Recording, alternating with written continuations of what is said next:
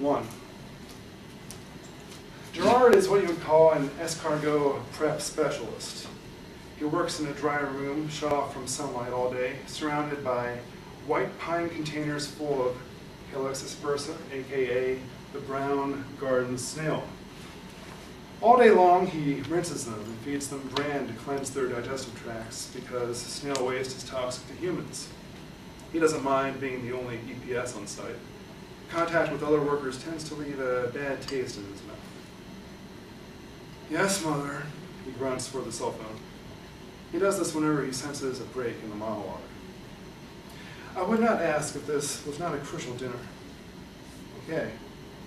The snails scrape their teeth over the bran, the body-long foot of each working overtime to push them along.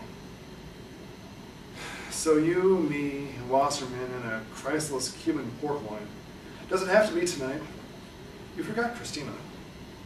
Ma, talk about laying the freak out of the box. Son, his mother patiently begins. Her accent has almost been smothered by decades of exposure to North American smog. Just a hint of her Japanese-Brazilian heritage lingers at the back of her throat like emphysema damage. Nobody is talking about letting deformed persons out of their enclosures. It is just a simple family dinner. I'll be there. Before he can add anything else to the conversation, the line goes dead. His father had been a Muslim cleric in Yemen. Everyone finds it better not to think about him, as doing so summons to mind the decapitation images from the internet. The endless news cycles, the eventual late-night show joke status his father's death was reduced to. Fast forward 3 years, Eureka Ali marries Wasserman McMahon. Gerard hovered in the shadows of the wedding while struggling to keep it cordial. During the reception, Wasserman broached the subject of fatherly advice. Hoping to provide his stepfather with a chance to bond, Gerard asked, "Does it ever get any easier?"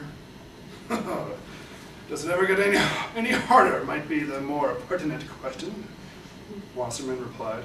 He then brushed some lint from Gerard's shoulder and moved on to the other guests.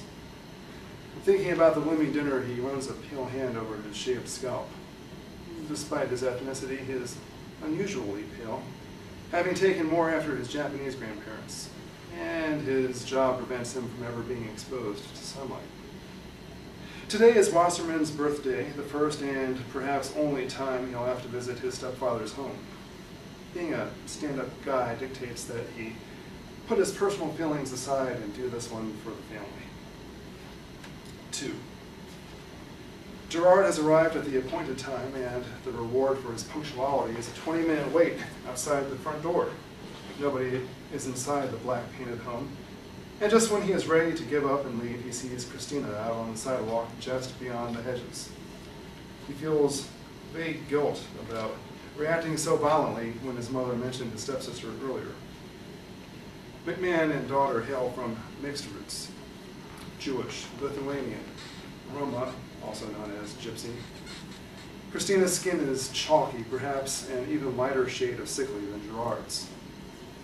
She is sizable for a woman and would easily be Gerard's equal in height if not for the loss of her legs. She rolls to a stop in her wheelchair, which is an antique model customized with studded leather. She's dressed for a night of clubbing, not family dinner. There is an awkward moment of recognition and indecision regarding how they should address each other. Hey. Hey. He moves to push her, but before he can do so, a middle-aged Caucasian man in a cheap suit and toupee to match shoves him aside. "Wait your turn!" He takes hold of the wheelchair's handles, and when he speaks to her, it almost sounds as though the man refers to Christina as Amputina. Hey, what the? Suddenly the man is heavy and warm in Gerard's grasp, pinned against the brick and whimpering. "Please," the man gasps. "I'll pay on time next time." Christina smirks. "Norbert, meet my stepbrother, Gerard." Oh. Despite the blood vessels throbbing under Gerard's skin, Norbert has grown apathetic. "Same time next week?" "I just go where they tell me to. Call them to make an appointment, jerkface." She wheels herself up the ramp, forces the two men apart, starts to unlock her door and stops. Her glare sends Norbert scampering out of sight. Gerard's eyes linger well after the man is gone. Do I even want to know? Probably not. They go inside. 3. The walls inside Wasserman Man's home are just as black as the exterior. The man himself has just arrived, a full 30 minutes after Christina and Gerard entered. That has given her time to change into clothes and a wheelchair more appropriate for the occasion. The three of them are currently sitting at the dining room table, the weight for Gerard's mother bearing down on them all in equal measure. Any attempts at conversation by Gerard are met by sarcasm from his stepsister and complete lack of acknowledgement from his stepfather. Wasserman is in his early 50s, equipped with permanent sneer lines, a pot belly, and salt and pepper beard, sideburns, and mustache. He is dressed in a dark suit and loafers, a silver-tipped cane at his side for show only as he sips his drink and stares at a photograph of turbine parts, rusted and broken. He finally speaks, gesturing with his brandy snifter. "Didn't I ever tell you I'm a machinery aficionado?" No. The chance to launch into a pseudo-intellectual rant smears Wasserman with 10 shades of self-satisfaction. "Machines are symbols of autoeroticism," he says, finally hitting on something that catches Gerard's attention after minutes of dreary nonsense. Autoeroticism. Indeed. You know, comments like that are why I never came here before. So, I suppose you'll want to skip my talk about how technology is a vehicle for societal change, particularly that of the United States affecting developing countries. Making a conscious effort to relax the muscles of his face to release his fists, Gerard replies, "Don't think of it. It's your day after all." He catches a glimpse of his stepsister's disgusted expression and realizes he has said the wrong thing.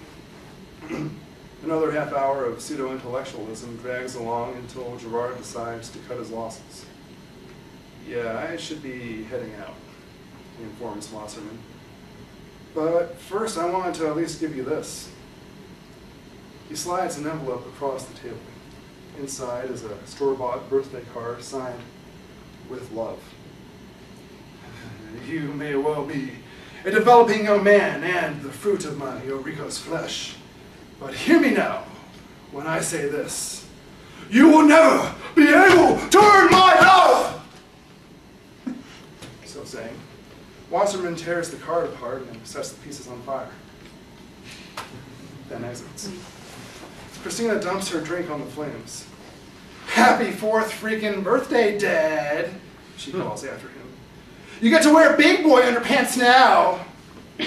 She and Gerard share a look, then a laugh. Staring at the burned spot on the tabletop, she asks him, "What was that all about before, when I was trying to come up to the house and you were all grabby with my wheelchair? Makes you feel like a big man to push around some crippled girl." "Well, you're a woman, not a girl, and no, of course it doesn't." Her silent gaze prompts further response in the form of, "Is that the deal with that other guy, that Norbert?" A smile spreads and takes root in Christina's features, like the unease slowly undermining the stability of Gerard's stomach.